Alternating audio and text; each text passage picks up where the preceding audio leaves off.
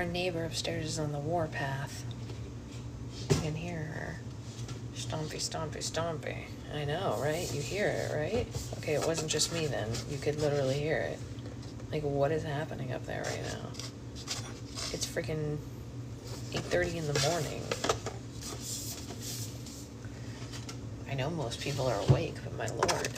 Outrageous. Outrageous. And,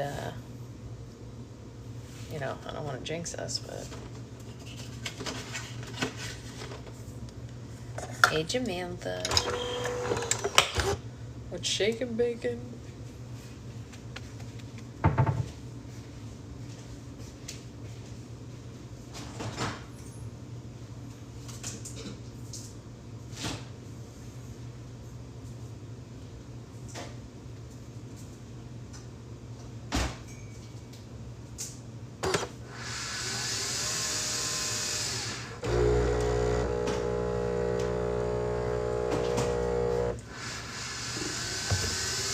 If she stays this kind of out through coffee, I might get to sit down today, you guys.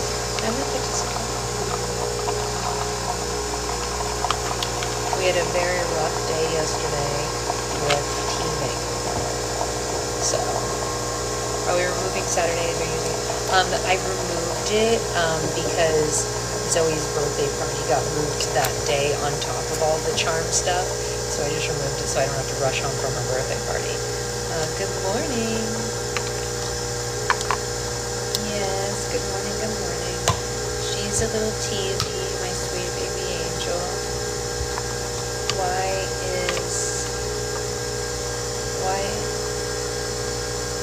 Wait, what? Sorry, Roxy, I don't know what that's in reference to. Hey, Ray. Morning, Liz. Good morning. Good morning. Yes. Alright, so we are making coffee. I'm really crossing my fingers, you guys, that she's gonna let me sit down. That's the goal. The goal is to get to sit down. I would love it. Oh, which ones? I didn't see that there were new ones today. There were new ones? Gosh, Roxy, I didn't hear that. That stinks. Let me turn this off to make it noise.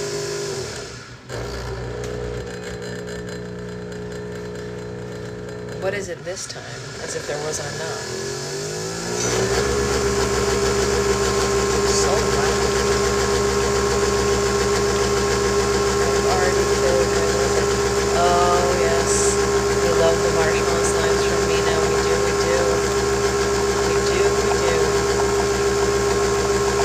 Why is it so loud this morning? You guys hear that? Everything is loud this morning.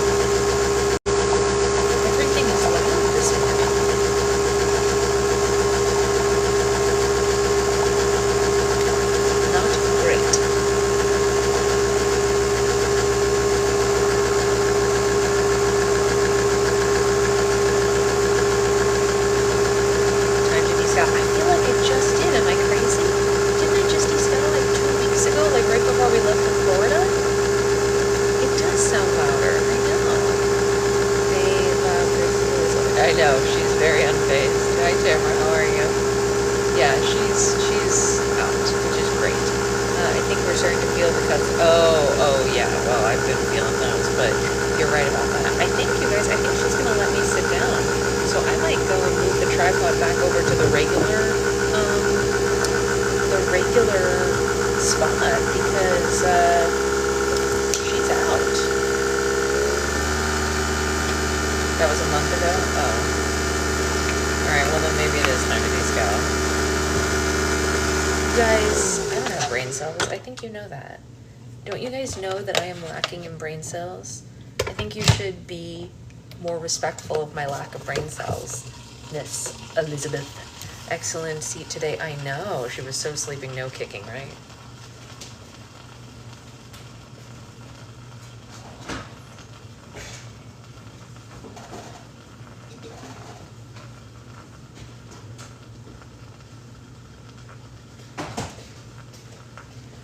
whenever she's docile and not kicking out her seat, I can do a really good job. Like, I'm good at it. I'm not as good at it when she's going, and kicking out, and then I have to keep remaking it, in the moment. But, all right, I'm gonna move the tripod while the thing's spinning.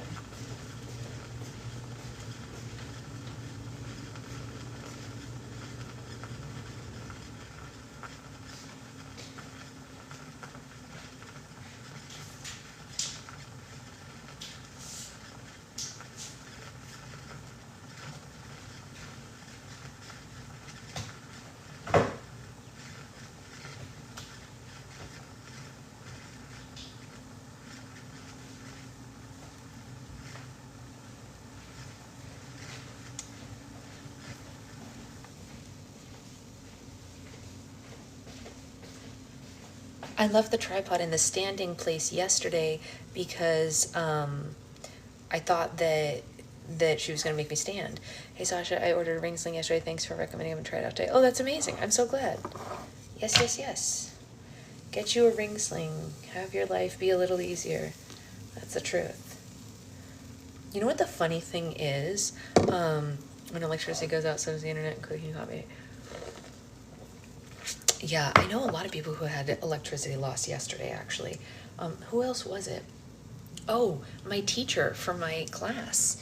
She had electricity going in and out yesterday. Where she's staying. She's like house sitting for someone, and their electricity went out. Isn't that weird?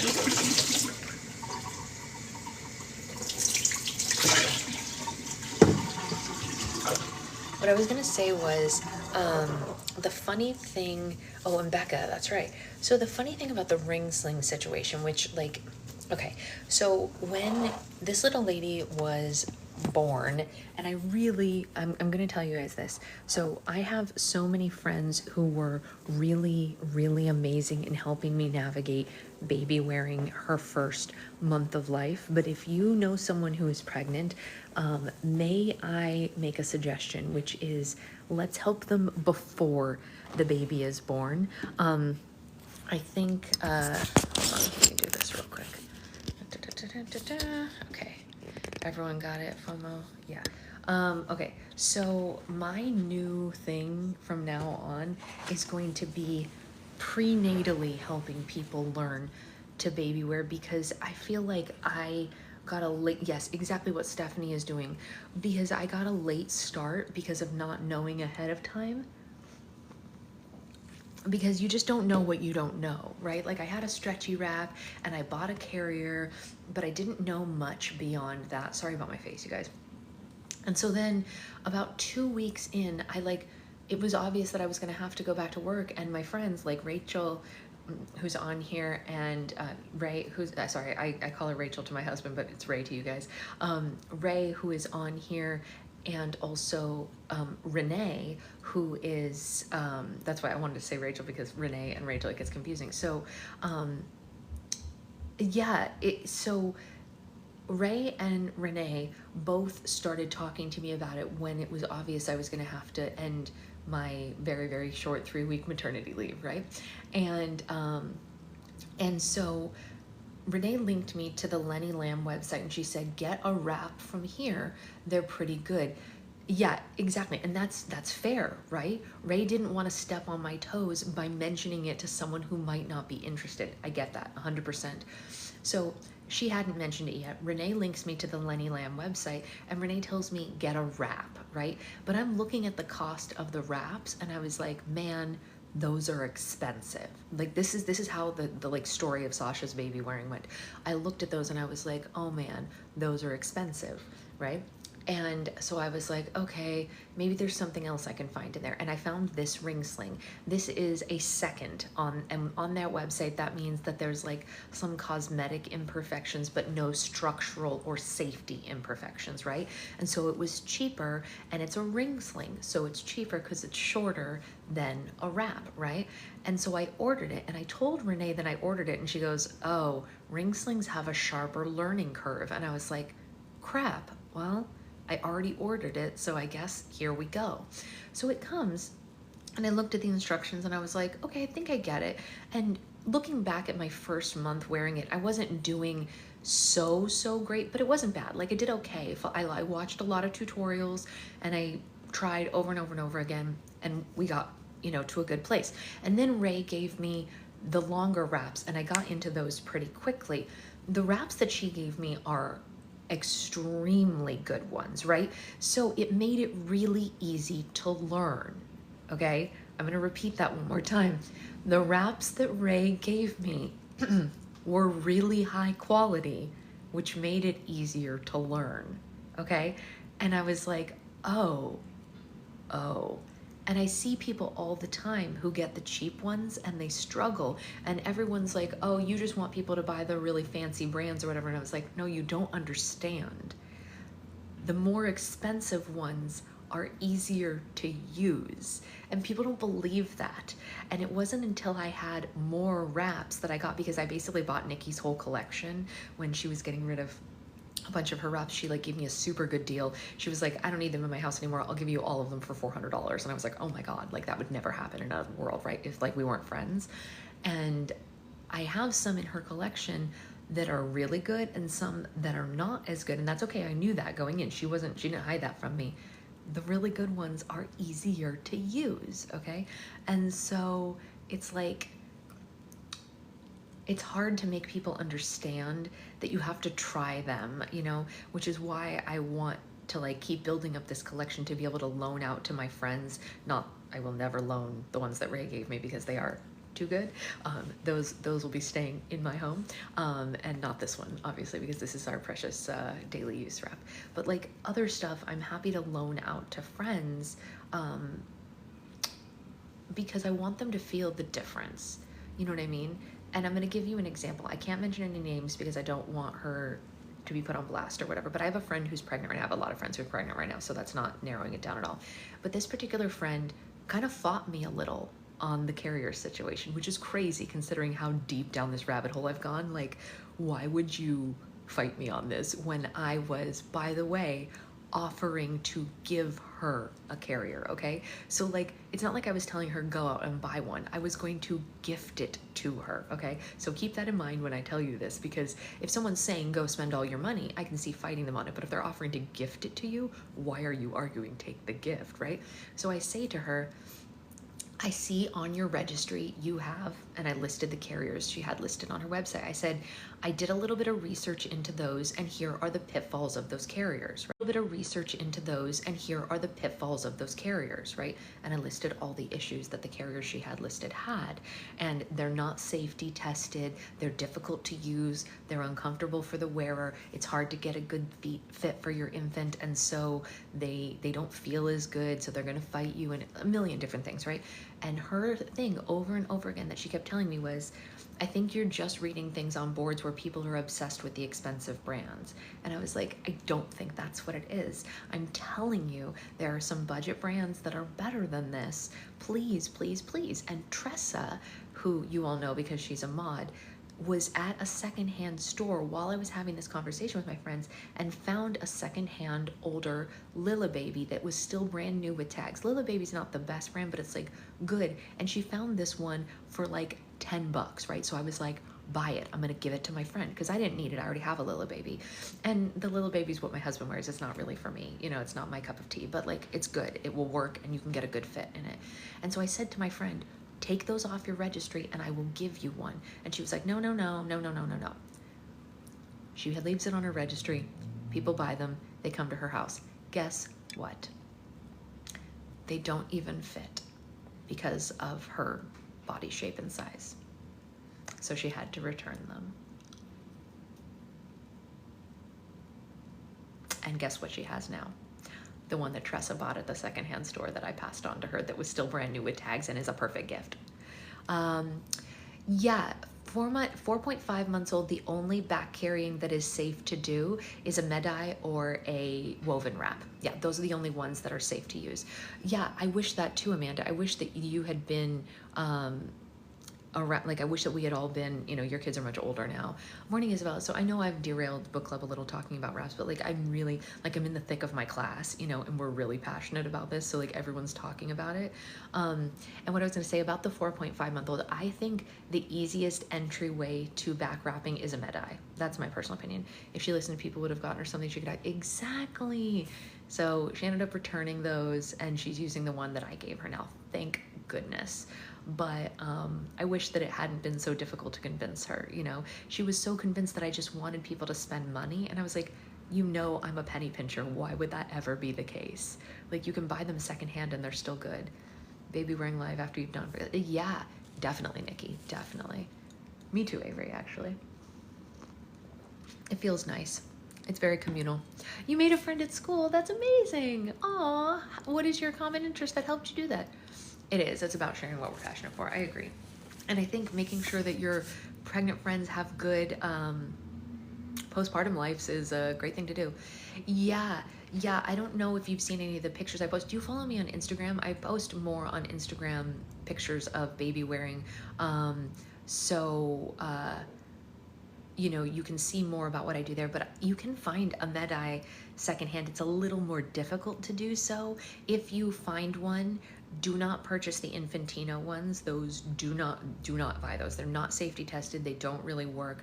This all being said, if you know how to sew or you know someone who can sew, there are a lot of DIY Med-Eye patterns out there that are good. And that is one of the ones you don't actually have to buy one. You can make one. Someone in my class made her own, and it works and it's safe and it's good. So you can do that if you know how to sew. My sewing skills are limited and I wouldn't trust it. I wouldn't trust my baby in it.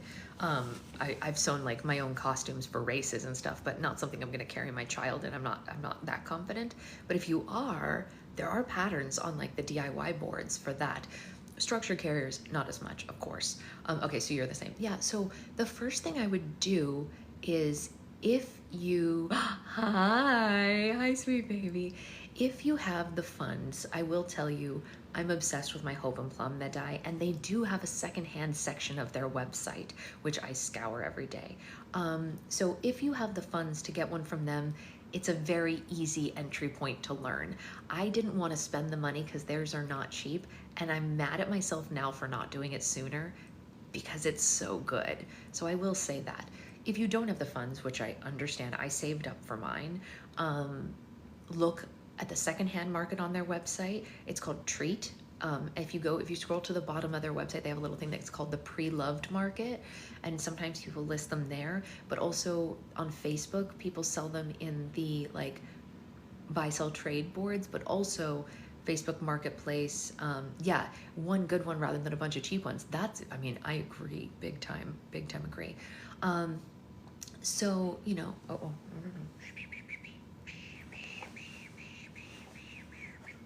you're okay. You can stay sleepies. So anyway, that's my soapbox about baby wearing. But yeah.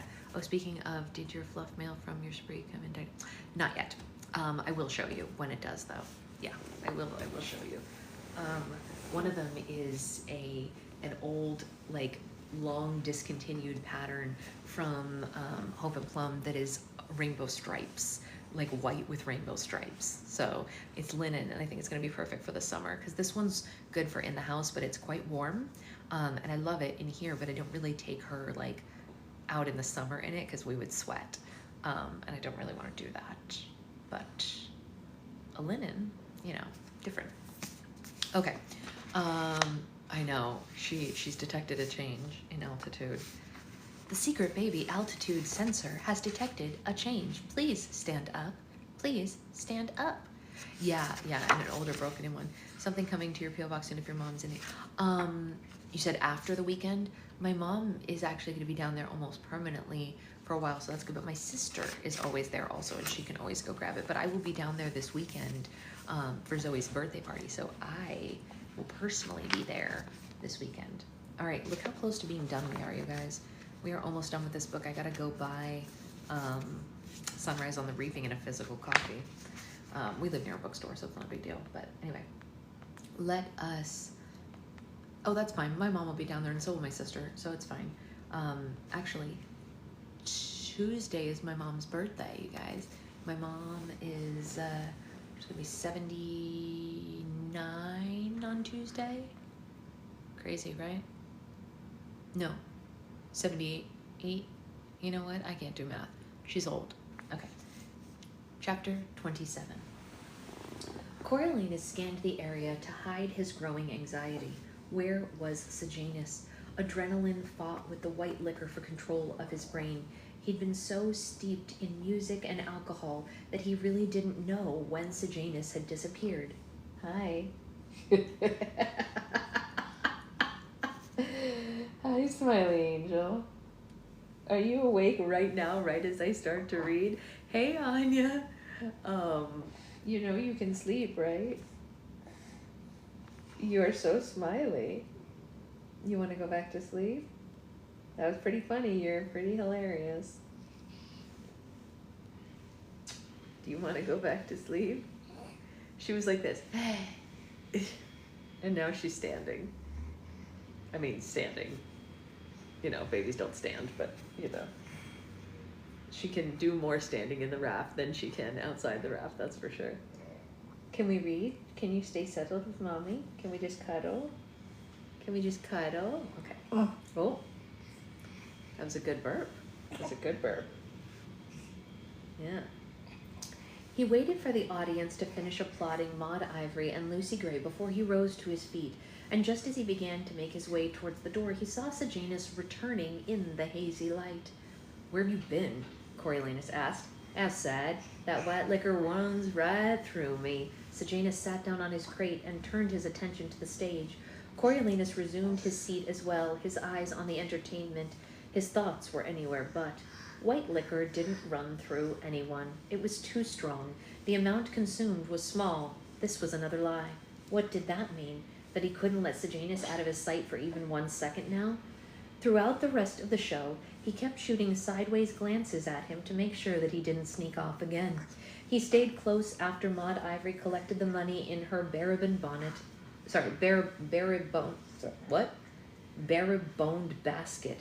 Baraboned basket. I've never heard this word before. B-E-R-I-B, and then same word, B-O-N-E-D. Baraboned. Yeah, baraboned basket. But Sejanus seemed focused on helping Bugs steer a drunken beanpole back to the base. No opportunity presented itself further for discussion. If, in fact, Sejanus had slipped away to plot with the rebels, Coriolanus directly confronting him after the Billy Top incident had obviously failed. A new strategy was clearly called for. Sunday dawned too brightly for Coriolanus's throbbing head. He threw up the white liquor and stood in the shower until his eyes focused properly again. The greasy eggs at the mess hall were unthinkable, and so he nibbled on his toast while Sejanus finished both of their helpings, only confirming Coriolanus' suspicion that he had consumed next to no alcohol the night before, certainly not enough for it to have run right through him. Their 3 bunkmates had not even managed to get up for breakfast. Until he thought of a better approach, he would have to watch him like a hawk, especially when they left the base. Today, anyway, he would need a companion to go to the lake. Although Coriolanus' own enthusiasm had waned, Sejanus cheerfully accepted the invitation. "Well, sure, it sounds like a holiday. We should take some ice." And while Sejanus talked Cookie out of another plastic bag, Coriolanus went to the clinic for an aspirin. They met up at the guardhouse, and then they set out. Not knowing a shortcut to the seam, they returned to the town square and retraced their steps from the previous week. Coriolanus considered attempting another heart-to-heart with Sejanus, but if the threat of being found guilty of treason didn't move him, what would? And he didn't know for sure that he had been conspiring with the rebels. Maybe he really had just needed to take a piss last night, in which case accusing him would only make him defensive. The only real evidence that he had was the hidden money, and maybe Strabo had insisted it, but Sejanus was determined to take it but never use it. He didn't value money, and munitions money was probably burdensome to him. It might be a point of honor with him to make use It might be a point of honor with him to make it on his own. I set my phone on my Tumblr and she's watching too. Hi, sweet girl. You see other baby? Yeah. If Lucy Gray was still upset about their tip, she didn't show it. She greeted him at the back door with a kiss and a glass of cold water to tide him over until they reached the lake. It's 2 hours, depending on the briars, but it's worth it to get there. And for once the covey left their instruments behind. Barb Azur stayed at home too to keep an eye on things. She's trying to look over she's like pushing off my lap to try to get a peek over the top of the book at you guys. You are a silly bean. You are a silly bean. You want to read? You want to read? Let's see, where was I? Hi, beautiful. She sent them off with a bucket containing a jug of water, a loaf of bread, and an old blanket. I know, she's totally playing with me. Yeah. Are you having fun? She's 5 months old today. Yeah. She wants to see her tripod, huh? You want to see your beloved tripod? You want to read this book? Okay. She just started seeing a gal down the road, confided Lucy Gray when they were out of earshot of a house. Probably glad to have the place to themselves for the day. Tam Amber led the rest of them across the meadow and into the woods. Clerk Carmine, Maud Ivory, and Sejanus formed a line behind him, leaving Lucy Gray and Coriolanus to bring up the rear. There was no path. They followed single file, stepping over fallen trees and pushing aside branches, trying to skirt the prickly bushes that popped up in the undergrowth. Within 10 minutes, nothing remained of District 12 but the acrid smell from the mines. Within 20 minutes, even that had been cloaked by vegetation. The canopy of trees provided shade from the sun, but little respite from the heat. The hum of insects, chatter of squirrels, and birdsong filled the air, undisturbed by their presence. Okay. Even with 2 days of bird duty under his belt, Coriolanus felt increasingly worried. You are so cute. Why are you so cute? Huh? Huh? Do you wanna get out and go in your bouncy with a Chewy? Is that what you want? Oops. There we go. Hold on one second. I'm gonna take you out and let you sit in your bouncy with the Chewy. You're being awfully quiet, which is a surprise. Awfully quiet. A two, a 1, 2, 3, hi. The wheels on the bus go round and round, round and round, round and round. The wheels on the bus go round and round, all through the town. Do you want to hold your otter? Look at this otter is from Aunt Becca. Yeah, she loves this one. Here you go. You want to cuddle it? Yeah, you can cuddle your otter. You cuddle it. You cuddle it. You want your hand chewy also? Hold on.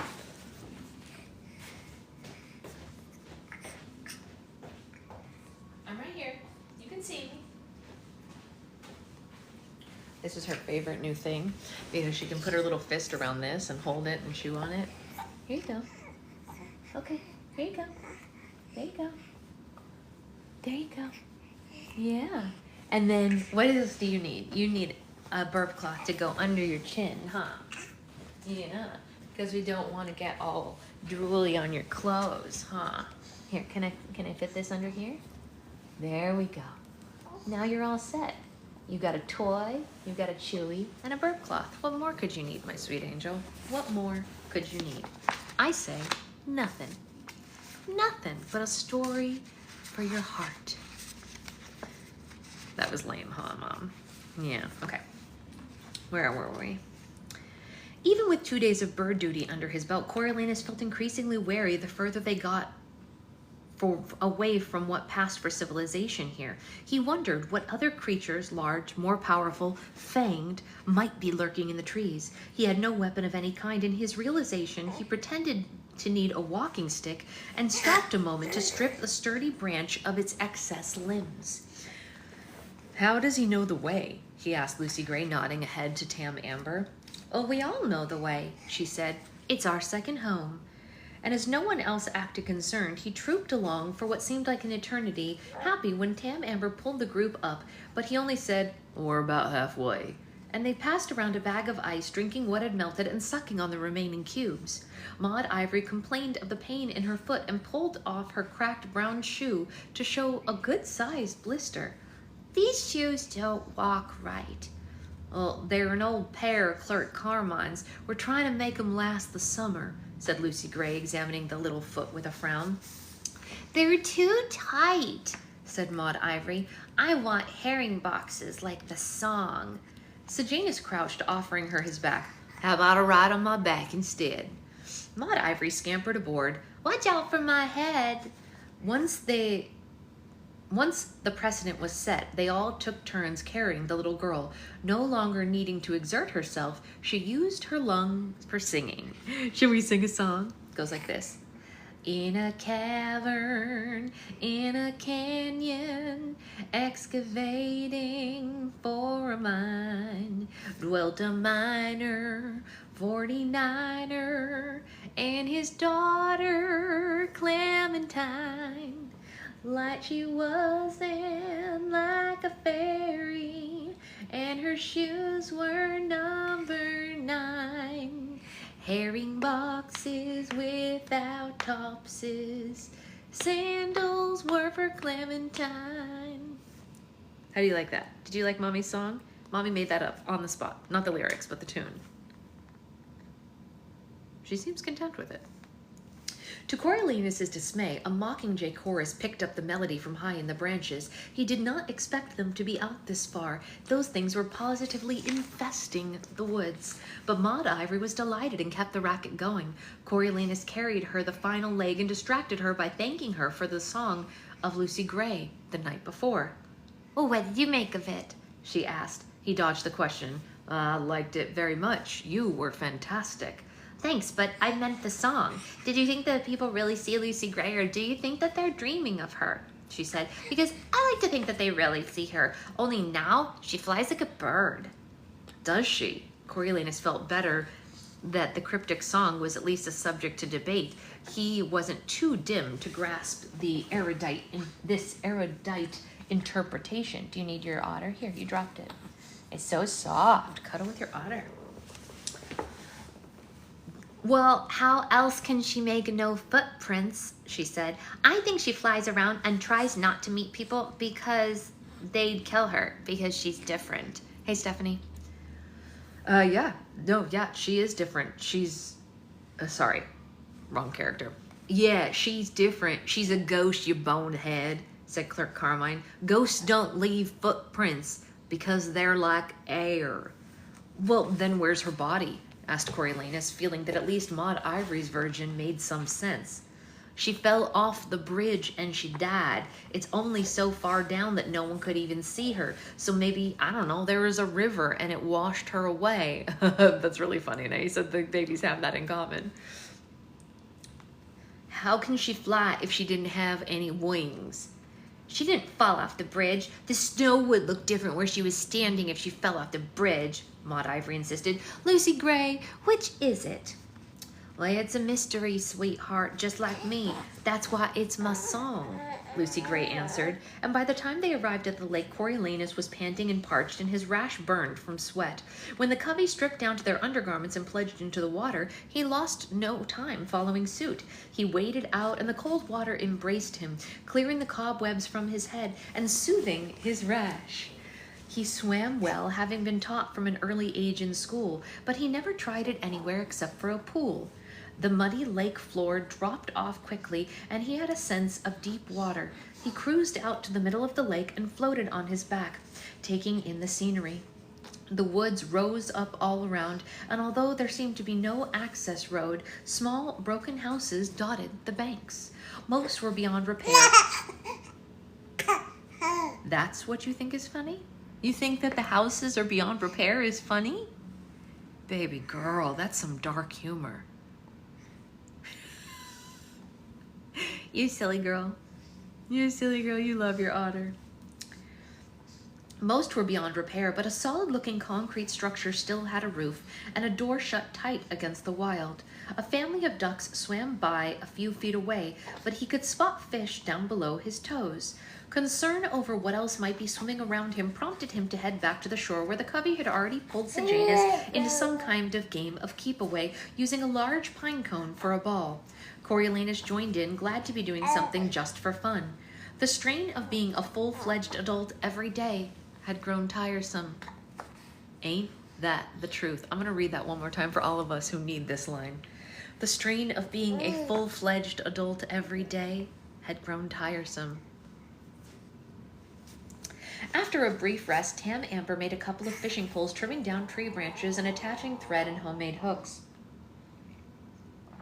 While Clerk Carmine dug for worms, Maud Ivory enlisted Sejanus to pick berries. "Oh, stay away from the patch near the rocks," warned Lucy Gray. "There's snakes, they like it there." "She always knows where they'll be," Maud Ivory told Sejanus as she led him away. "She catches them in her hands, but they scare me." That left Coriolanus with Lucy Gray to try to collect dry wood for a fire. It all excited him a little, but the swimming half naked among the wild creatures, the building of the fire and the open air, and the unorchestrated time with Lucy Gray was most exciting. She had a box of matches, but they were dear, and she said that she'd have to make do with using just one. When the flames caught the pile of dry leaves, he sat close to her on the ground as they fed the first twig and then large scraps of wood, feeling happier to be alive than he had in weeks.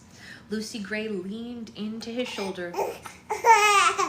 "Yeah? Do you want to chew on your chewy? Here's right here. Yeah, there you go." "Listen, I'm sorry if I upset you last night. I wasn't laying my daddy's death on you. We were just both kids when that happened."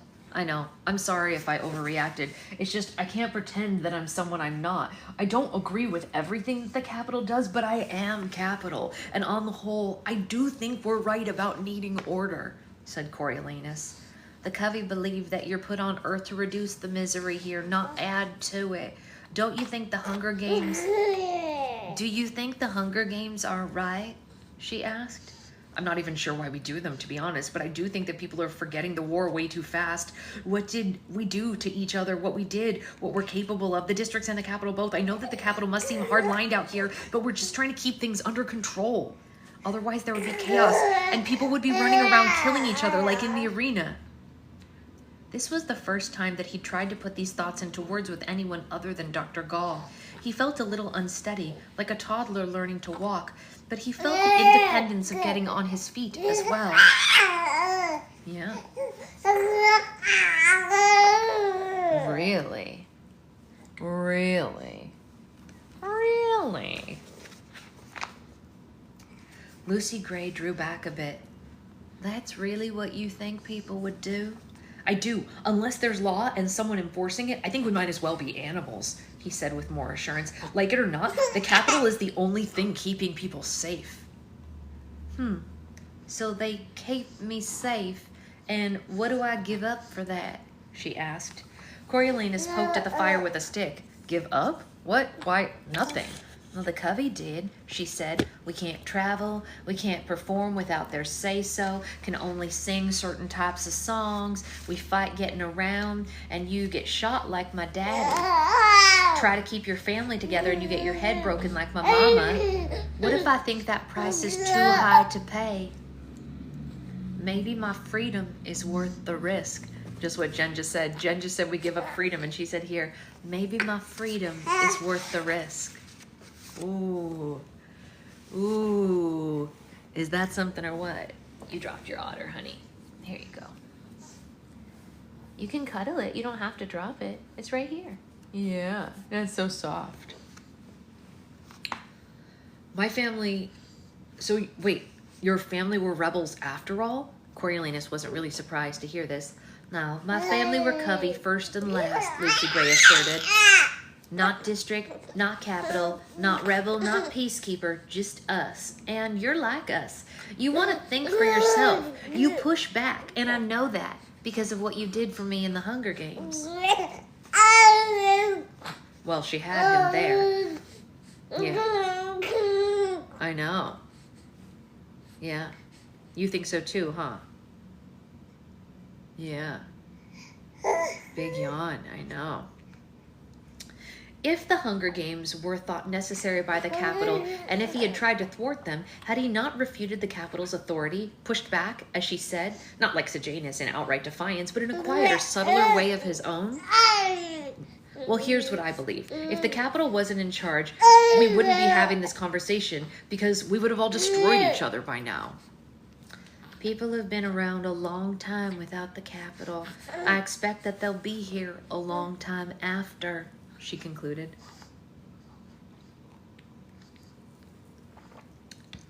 Coriolanus thought of the dead cities that he'd passed on his journey to District 12. She claimed that the Covey had traveled, so she must have seen them as well. Well, not many of them. Panem used to be magnificent. Look at it now. Clerk Carmine brought Lucy Gray a plant that he had uprooted from the lake with pointy leaves and small white flowers. Hey, you found some Katniss. Good work, Cece. Coriolanus wondered if he meant it to be decorative, like the grandmama's roses, but she immediately examined the roots, from which small tubulars hung. Oh, it's a little too early yet. Yeah, Clerk Carmine agreed. For what? Asked Coriolanus. Well, for eating. I know. Here, you want to cuddle it on this side then? Yeah. I know. Tell me more about that. Yeah? Yeah? Really? And then what? You want them to know you're 5 months old today? Yes? And you're wearing the birthday onesie from Daddy's birthday because it still fits you? Everyone thinks you've gotten so big, but you're not that big, huh? Yeah, we have to go to the doctor today, huh? We're going to see Dr. Eastman. She's so nice to you. She's a nice lady, huh? Yes. For eating. In a few weeks, these will grow to a decent-sized potatoes, and we can roast them, said Lucy Gray. Some people call them swamp potatoes, but I like Katniss better. It has a nice ring to it. Hey, Christy.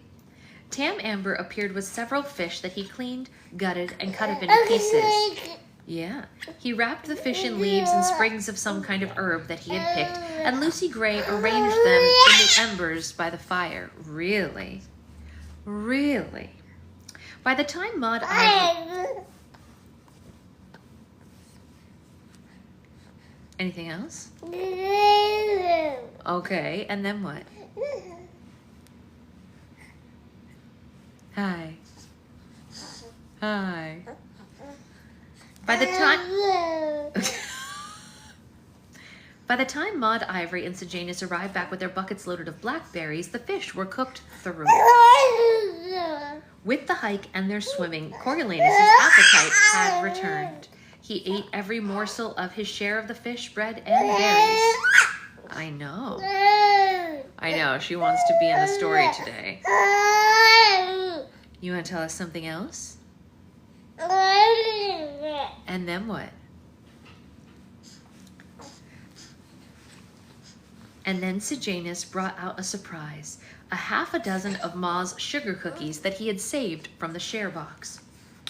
After lunch, they spread out the blanket under the trees, half lying on it, half propped up against the trunks, and they stared up at the fleecy clouds in the brilliant sky. Really? You know, you can keep that just at your teeth. You don't have to put it all the way to the back of your throat. Yeah. Yeah, was that silly? It was silly, huh? Yeah, that was silly. It's not even supposed to be big enough to do that. Shows what they know, huh? You're too smart for them. Yeah. And really? Yeah. Someone in my due date group posted today asking if anybody's babies had started to babble yet, and I was like, started to babble?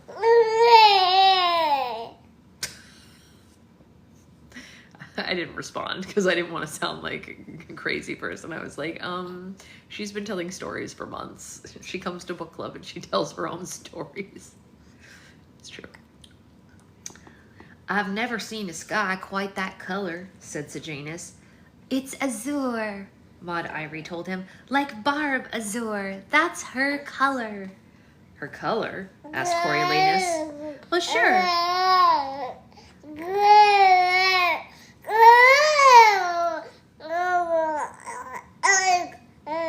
Uh-huh.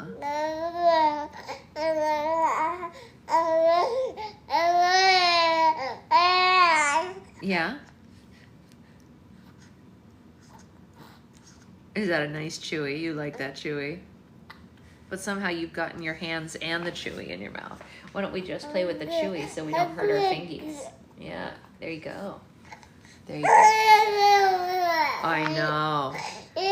I know. She's like, listen to my story about this color. I love blue. Blue's great. My eyes are blue. Yes, your eyes are blue. Uh-huh. Your eyes are blue, just like Dada. It's true. They're beautiful. Everyone says it. Everyone who's ever seen you comments on your eyes. Yeah. It's true.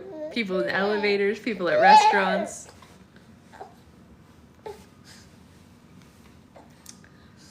Well, sure. We each get our first name from a ballad and our second name from a color. She popped up to explain. Oh, now you're upset.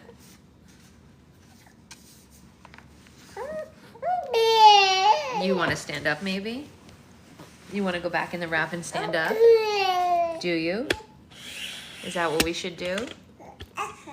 She just watched me lift the tripod like this.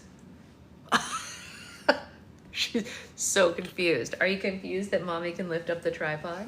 Do you want to go back in your wrap so that you can chill? Is that going to make you happier? Do you want to be... I guess so, Jen. We should all make our names, right? We're gonna... Mom is so strong. She made the tripod grow. Did Mommy make the tripod grow? Do you want to come out? You want to come out of your bouncy and go back in the wrap? Whee! Okay. Okay. Okay. All right. Okay. Let's move the tripod over here because that's where Mommy can stand. How many months is she now? She is literally 5 months old today, so it's a good time to ask. 5 months today. Yeah. Yeah. Okay. Okay. All right. There you go. There you go. Sasha, I need you to make a decision for me. Halal bowl, of course, no question. Yes, halal bowl with extra white sauce. Yeah, halal bowl with extra white sauce is my choice, always. That was there, no question. No question. No question. Okay. Okay, we're chill again. We can read. She popped up to explain. Barb is from Barbara Allen, and the azure blue is like the sky. Me, I'm Maud Clare, and Ivory like piano keys. Lucy Gray is special because her whole name is right from her ballad, Lucy and Gray. That's right, Lucy, that's right, Gray is like a winter day, said Lucy Gray with a smile. Coriolanus had not really noticed the connection before. He just thought that they had odd covey names. Ivory and Amber brought to mind old ornaments in the grandmama's jewelry box, and azure and taupe and carmine weren't colors that he recognized. As to their ballads, who knew where those had come from? It all seemed a strange way to name your child. Maud Ivory poked him in the stomach. Your name sounds covey. How so? He said with a laugh. Because of the snow part. White as snow. Snow White, giggled Maud Ivory. Is there a ballad with Coriolanus in it? Well, not that I know of. Why don't you write one about me? he said, poking her back. The Ballad of Coriolanus Snow. Maud Ivory sat down on his stomach. Lucy Gray's the writer. Why don't you ask her? Oh, you stop pestering him. Lucy Gray pulled Maud Ivory beside her. You should probably take a nap before we head home.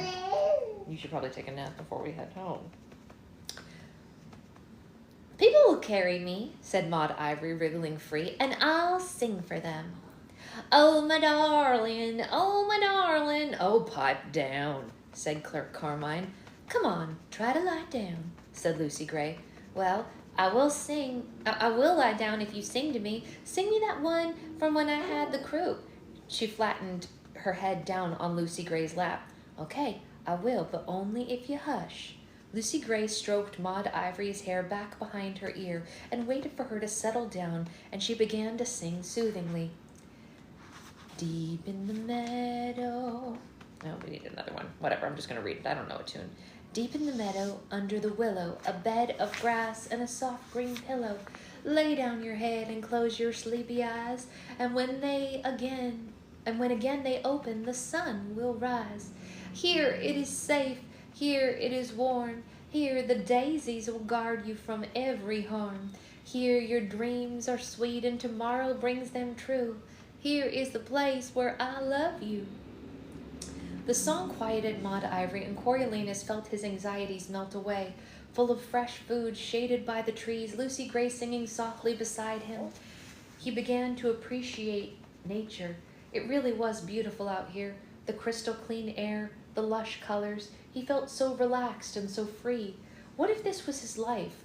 Rising whenever, catching his food for the day, and hanging out with Lucy Gray by the lake. Who needed wealth and success and power when they had love? Didn't love conquer all?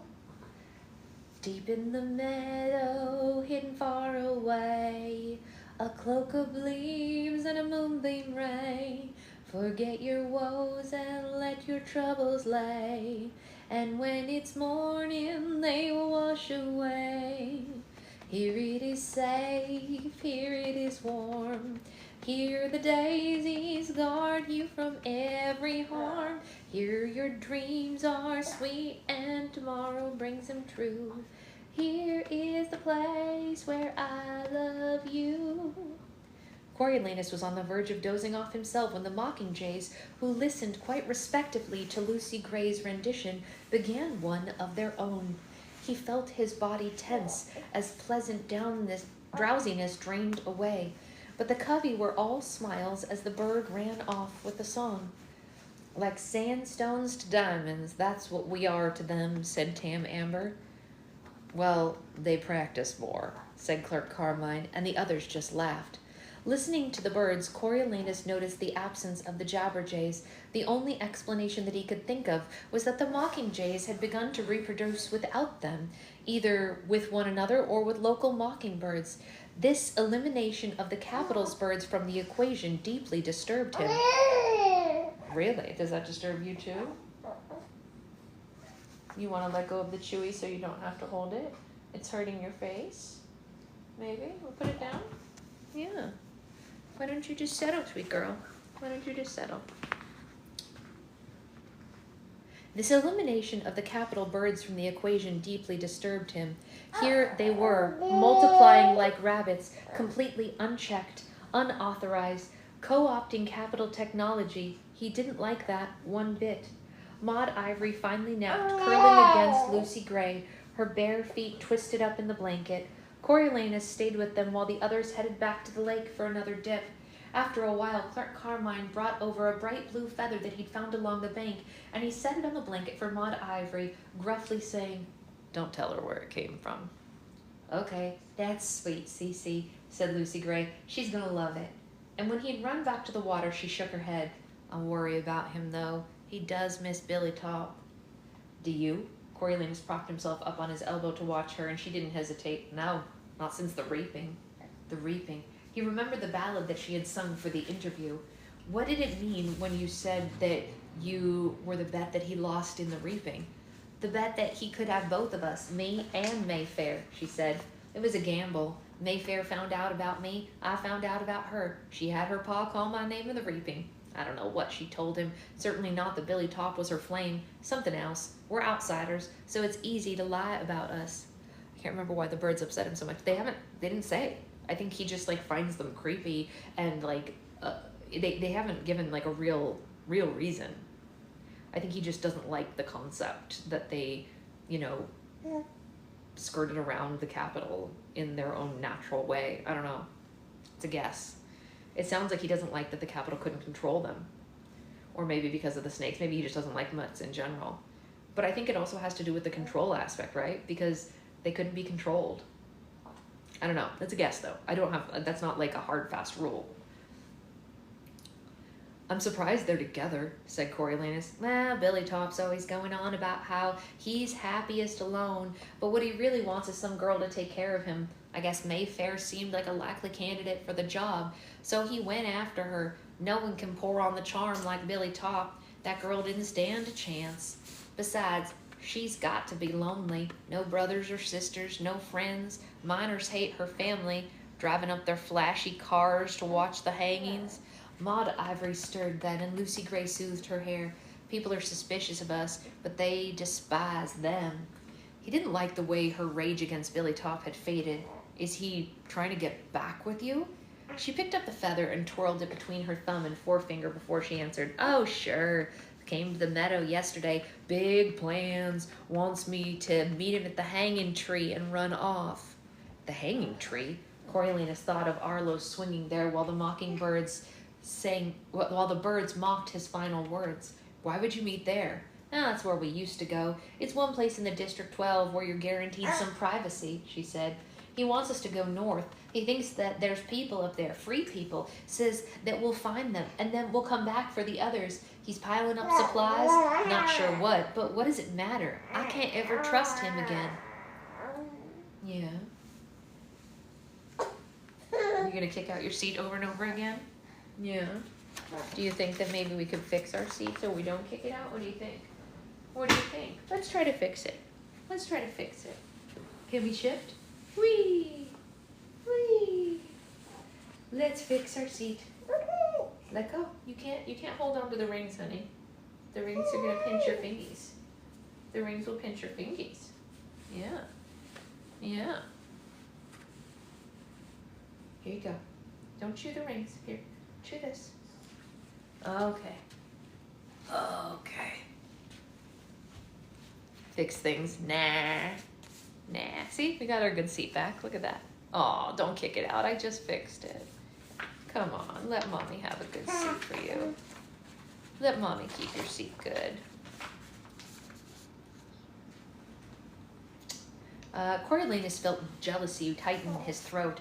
He thought that she'd banished Billy Top, and here she was telling him about some chance meeting in the meadow. Only it hadn't been chance.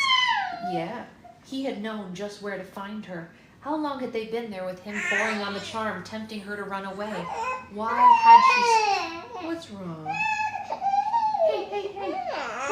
Hey, hey, hey. Hey, hey, hey, hey. Why had she stayed to listen? Hey, put your head down, honey. You want to go lay down with Daddy for a little bit? Okay, we'll be right back.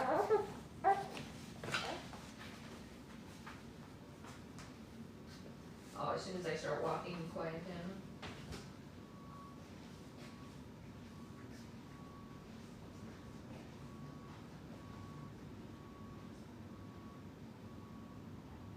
Is that okay? Yeah? You understand? Okay.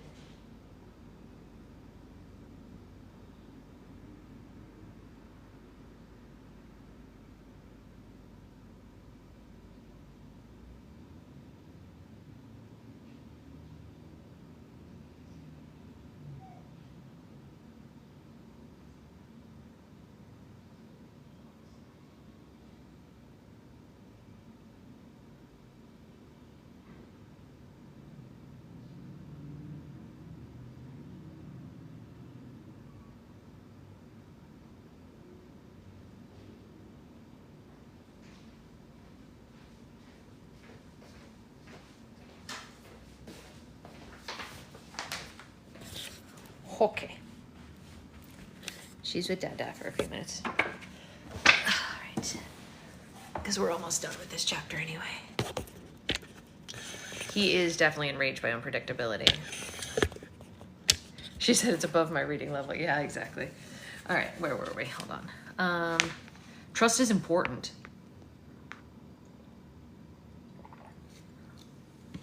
I think it's more important than love. I mean, I love all kinds of things that I don't trust. Thunderstorms, white liquor, snakes. Sometimes I think I love them because I can't trust them. How mixed up is that of me? Lucy Gray took a deep breath. I trust you, though. He had sensed that this was a difficult admission for her to make, perhaps harder than a declaration of love, but it didn't erase the image of Billy Top wooing her in the meadow. Why? Why? Well, I'll have to give that one some thought. And then she kissed him, and he kissed her back without much conviction. These new developments upset him. Maybe it was a mistake to be getting so attached to her. And something else bothered him too. It was the song that she'd been playing in the meadow that first day, the one about the hanging. He thought then it had mentioned meeting up at the hanging tree as well. If that was their old place, why was she still singing about it? Maybe she was only using him to get Billy Top back, playing the two of them off each other. Maud Ivory awoke and admired her feather, which Lucy Gray had fixed in her hair. They readied themselves to go back, collecting the blanket, the jug, and the bucket, and Coriolanus volunteered to carry the little girl for the first leg of the trip.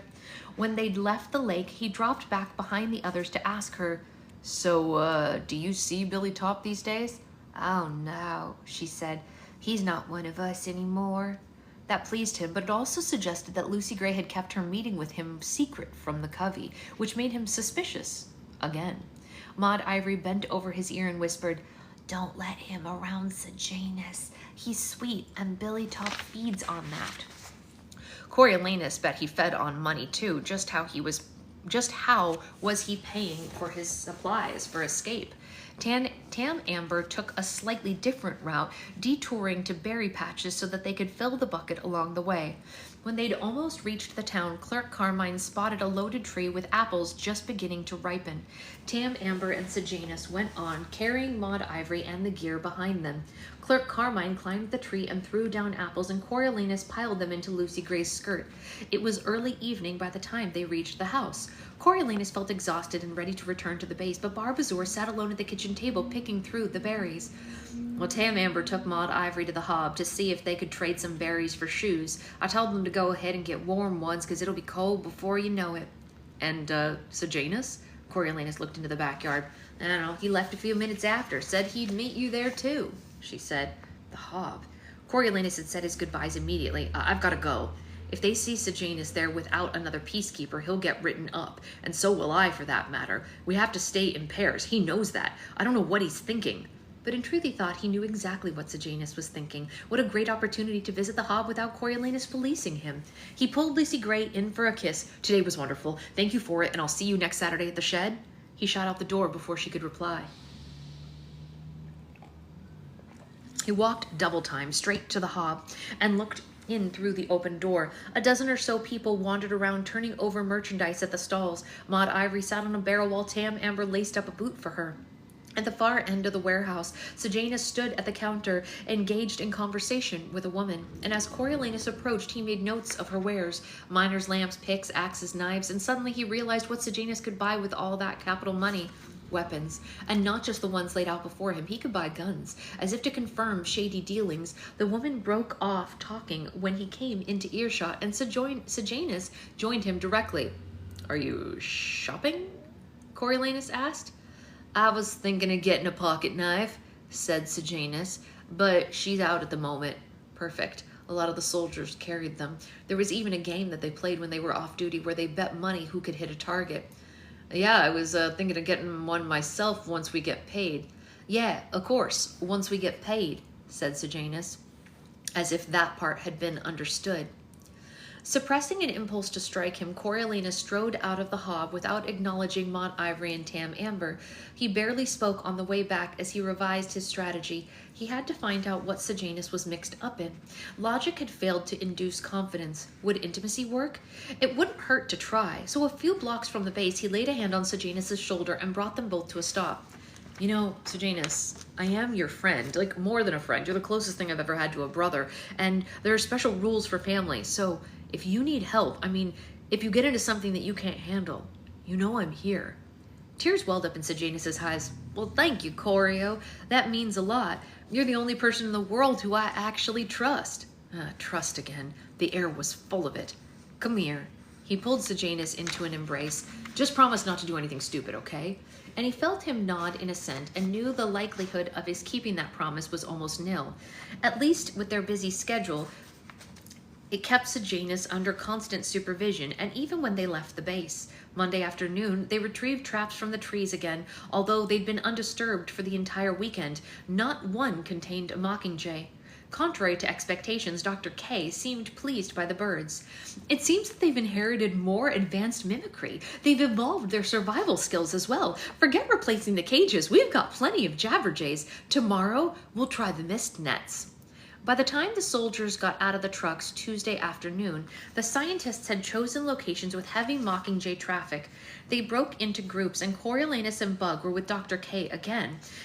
They helped erect sets of poles. Between each was stretched a finely woven mist net designed to capture mockingjays. Nearly invisible, the nets yielded results almost immediately, entangling the birds and dropping them into horizontal rows of pockets in the meshed surfaces.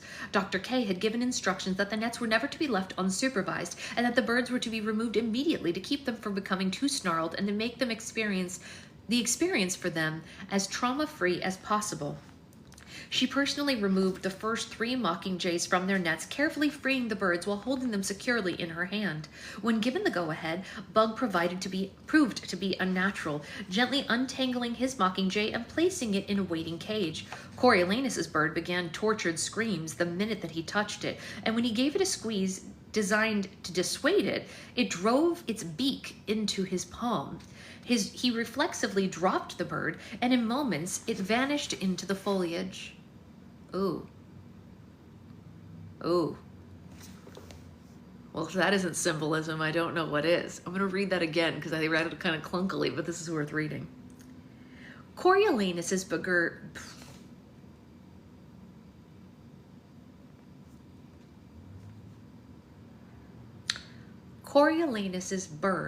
began a tortured screaming the minute that he touched it, and when he gave it a squeeze designed to dissuade it, it drove its beak into his palm. He reflexively dropped it, and in moments it had vanished into the foliage. Noxious creature. Dr. K cleaned and bandaged his hand, which reminded him of how Tigris had done the same on the reaping day when the thorn on the grandmama's rose had punctured him. Not even 2 months ago. What hopes he had had that day, and now look at him, rounding up mutt spawn in the districts. He spent the rest of the afternoon carrying caged birds to the truck. The hand didn't excuse him from bird duty, although he resumed cleaning the cages back at the hangar. Coriolanus began to warm up the jabberjays. They really were impressive pieces of engineering. A few of the remotes lay around the lab, and the scientists allowed him to play with the birds once they'd been cataloged. Well, it won't hurt anything, one said. In fact, they seemed to enjoy the interaction. Bug wouldn't participate, but when he grew bored, Coriolanus made them record silly phrases, singing bits of the anthem to see how he could operate with just one remote click. Up to 4 sometimes, if their cages were close together anyway. He always took care to erase them by doing a final quick recording in which he was silent, ensuring that his voice would not end up back in the Citadel lab. He stopped with the singing entirely when the mockingjays began to pick it up. Even if there was certain satisfaction in hearing them pipe out praise for the capital, he had no way to silence them, and they could string one melody out endlessly. On the whole, he was beginning to grow wary of the infusion of music into his life. Invasion might be a better word. It seemed to be everywhere these days. Birdsong, covey song, bird and covey song. Perhaps he did not share his mother's love of music after all, at least in such quantities of it. It consumed his attention greedily and demanded to be listened to, making it harder to think. By mid-afternoon Wednesday, they collected 50 mockingjays in total, enough to satisfy Dr. K. Coriolanus and Bug spent the rest of the day attending to the birds and shuttling the new mockingjays over to the lab turntable to be numbered and tagged. They finished before dinner and returned after to prepare the birds for travel to the capital.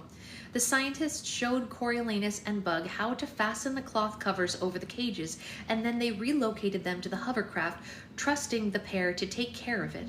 Coriolanus volunteered to do the covers while Bug carried the birds to the hovercraft and helped settle them in for their journey. Coriolanus started with the mockingjays, happy to see them go, and he moved the cages one at a time to his work table and snapped on their covers, writing the letter M and the bird's number in chalk. On the cloth, they handed them in chalk on the cloth and then handed them off. Bug was just leaving the 50th cage, which contained a madly chirping mockingjay, when Sejanus bounced in the door, sounding a bit hyper. "Good news! We got another delivery from Ma." And Bug, who had been down about the birds leaving, cheered up a little. "Ah, she's the best," he said. "Well, I'll tell her you said so." Sejanus watched Bug move off and turned to Coriolanus, who had just collected the jabberjay tagged with the number 1. The bird twittered away in its cage, still imitating the last mockingjay. Sejanus' grin had vanished, and the anguished expression had taken its place. His eyes swept into the hangar and ensured that they were alone. And then he spoke in a hushed voice. "Listen, I've only got a few minutes, and I know you won't approve of what I'm going to do, but I need you to at least understand it. After what you saw the other day about us being like brothers, well, I feel I owe you an explanation, so please, just hear me out." This was it then. This was the confession. Coriolanus' entreaties for sanity and caution had been weighed and found insufficient. Misguided passion had won the day, and now was time for pieces to be explained. The money, the guns, the base map, the moment that the whole treasonous rebel plot would be revealed. Once Coriolanus heard it, he would be as good as rebel himself, a traitor to the capital. He should panic, he should run, or he should at least try to shut Sejanus up. But he did none of those things. Instead, his hands acted on their own. Like the time that he dropped the handkerchief into the tank of snakes before he'd been aware of deciding to do it. Right now, his left hand adjusted the cover of the jabberjay cage to his right, concealed it from Sejanus' view by his body, and dropped it onto the counter where the remote sat. And Coriolanus pressed record, and the jabberjay fell silent. This I remembered was coming, and oh man, that is intense. So in case it wasn't clear, Sejanus is about to reveal a plot to him, and Coriolanus pressed record on the jabberjay. So much for friends. So much for brothers. The Ballad of Songbirds and Snakes as a whole, the book, is like the definition of a villain origin story. Yeah. Yeah. Mm-hmm. Well, I'm going to let us all ruminate on that until tomorrow. I'll be on tonight for Disney Blind Box Roll for Slime number 4. And for now, I'm going to go and get ready for the day because we got to take stuff to the post office before the baby's appointment. So have a great rest of your day. Until tonight, I'll be on at 5:30 for Roll for Slime. And see you later. Bye, guys.